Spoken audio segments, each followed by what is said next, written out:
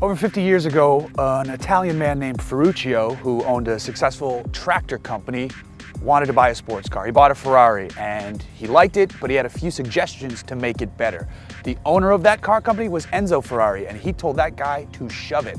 So what did that man do? Well, he built his own cars. They're called Lamborghinis. That was Ferruccio Lamborghini. Now, on the 50th anniversary of the company itself, we're standing here with one of the greatest Lamborghinis of all time. This is the Lamborghini Aventador.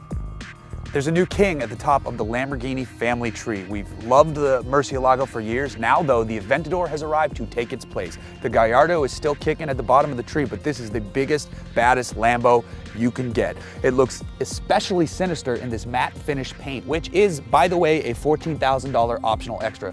These headlamps are gorgeous. The daytime running lights look fantastic. Coming down the side, you've got these massive wheels with the huge carbon ceramic brakes poking out behind them, wrapped in Pirelli rubber. 19-inch front, 20-inch rear. The car is so low, it barely comes up to my waist. You've got, of course, since this is a big Lamborghini, the scissor doors, which look fantastic when you're pulling up to the curb. That's a showstopper. Coming around to the back, you've got the open glass engine. This is also an optional extra, but it allows you to see the heart of the car itself. Finally, you've got these wicked looking tail lamps that mimic the design of the front, and this spoiler rises up at speed. The whole look is aggressive, angular, supercar, super amazing. So what are we dealing with here exactly? Well, that is a 6.5-liter V12 engine. It makes 700 horsepower, a little over 500 pound-feet of torque, and it can propel this rocket ship from 0 to 62 miles an hour in 2.9 seconds. That is blisteringly fast. Keep the throttle pressed and you'll be down the road to the top speed to the tune of 217 miles per hour. It's paired with what they call their ISR gearbox. It's a 7-speed gearbox where they combine marketing words like robotic and emotional. I don't know how the two fit together, but either way, put it in Corsa and it'll wrench your back in the best way possible. Another innovation here on the Aventador is the pushrod style suspension. This is essentially what you see in Formula One. It keeps the wheels planted, it keeps the car stable at speed. It also looks fantastic. A car like this, you'd think it'd be difficult getting in and out, especially with the wide side sill. At first it looks daunting, but it's not that difficult. Just slide in, and at 6'3", I'm actually pretty comfortable. There's a lot of room here, way more room than in a Gallardo. I don't even have the seat all the way back. I've got a great driving position, and I'm ready to just take a look and see what's going on the inside before we hit the road. This is every bit the fighter jet inspired cockpit that you would think it is. The cabin is tight. It's wedge-like on the outside, so in here visibility is minimal at best. Out front it's fine. Out back and to the sides, it's a whole different ballgame. But we've got parking sensors, we've got a rear view camera, so that helps a lot with close quarters maneuvering. But back to the look ahead, the steering wheel feels excellent in my hands. I can adjust it as much as I want. This center stack is angled perfectly for monitoring climate control and navigation and the audio system. But here, right in front of me, I've got this amazing TFT gauge. It's not an analog gauge, it's a screen like you would find in a modern jet or fighter jet or anything else that demands attention and needs visibility for the driver. It's so bright, it looks so clean, and it reacts wonderfully as you press the throttle with the engine there behind you. So what's it like to actually drive one of these things? Well, it's the closest that I'll ever get to piloting a fighter jet. It is absolutely wild. I like to put the transmission into full manual Corsa mode, which is the most aggressive shift language, and then just pop it down a gear, and then that happens. It's wild. The engine is ferocious sounding. The noise it makes is right behind your ears. It sounds so good. You just can't get enough of it. This is an Aventador drug, and I am officially addicted.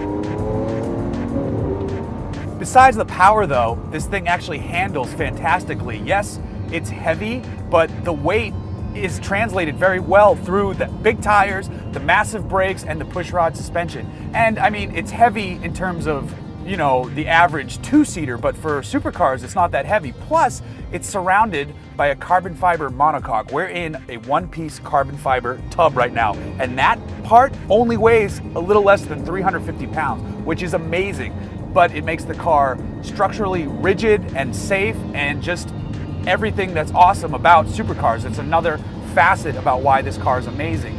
But forget all that for a second, because the car warps your brain when you press the throttle.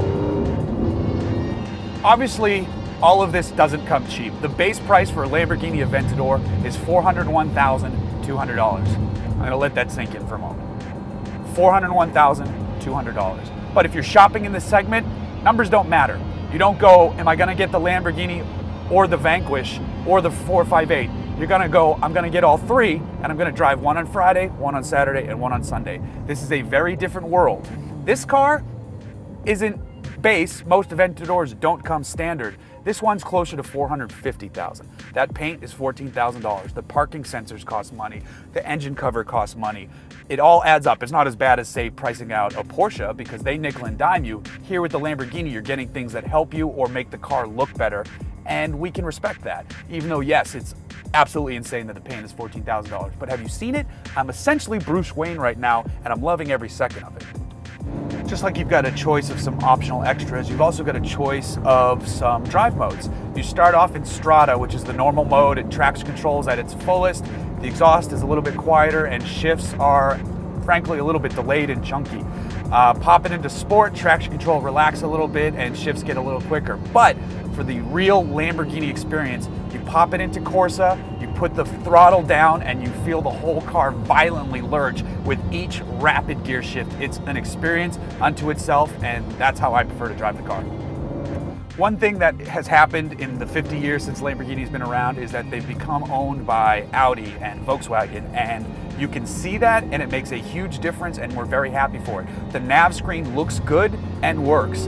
This whole MMI system has been lifted from an Audi, and it's wonderful because you know it's gonna work, it's gonna do well, and we like to look at it, and it's better than having probably a Lamborghini design system that might be nice to look at, but might take Sundays off.